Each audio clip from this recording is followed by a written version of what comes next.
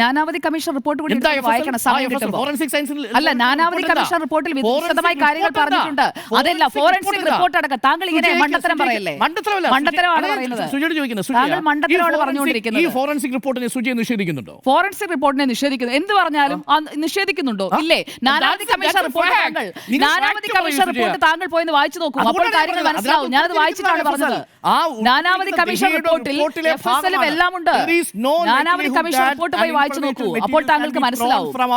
അല്ലാതെ അല്ലാതെ അല്ലാതെ അല്ല, പുറത്തു നിന്നുള്ളതെന്നല്ല. അതിനുള്ളിലേക്ക് ഒരു ഇൻഫ്ലേമബിൾ ആയിട്ടുള്ള നാനാവധി കമ്മീഷൻ റിപ്പോർട്ട് നമ്മൾ ഇന്നലെ ചർച്ച ചെയ്തതാണ്. ഞാനത് പറയാം. അല്ല, നാനാവധി കമ്മീഷൻ റിപ്പോർട്ട് ഞാൻ പറയാം. നാനാവധി കമ്മീഷൻ റിപ്പോർട്ടോ അല്ലല്ല, FSL റിപ്പോർട്ട്. നാനാവധി കമ്മീഷനാണ് ഇത് സർക്കാർ നിയോഗിച്ചത്. ഈ കേസിൽ ഏറ്റവും നിർണായകമായ ഫൈൻഡിംഗ് നടത്തിയത് ദഹിയുടെ നേതൃത്വത്തിലുള്ള FSL ആണ്. ഗോദ്രയിൽ എന്താണ് സംഭവിച്ചത്?